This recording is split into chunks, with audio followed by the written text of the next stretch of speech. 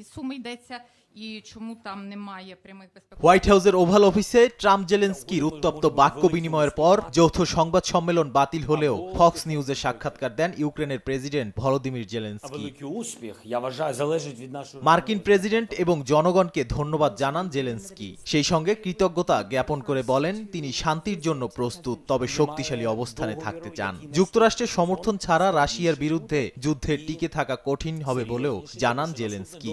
সাম্প্রতিক টানাপোড়েনের পর ট্রাম্পের সঙ্গে সম্পর্ক পুনরুদ্ধার করা সম্ভব কিনা এমন প্রশ্নের জবাবে জেলেনস্কি জানান এ বিষয়ে তিনি আশাবাদী, কারণ শুধু প্রেসিডেন্টের সঙ্গে সম্পর্ক নয়, ইউক্রেন যুক্তরাষ্ট্র সম্পর্ক দুই দেশের জনগণের মধ্যে ঐতিহাসিক এবং শক্তিশালী বলে মন্তব্য করেন তিনি।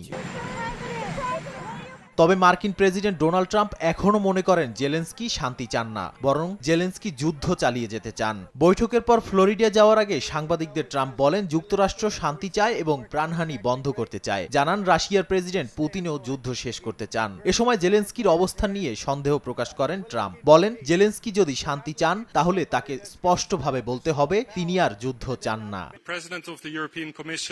বাকবিতণ্ডার পর জেলেনস্কিকেই সমর্থন জানিয়েছেন বেশিরভাগ বিশ্ব নেতা।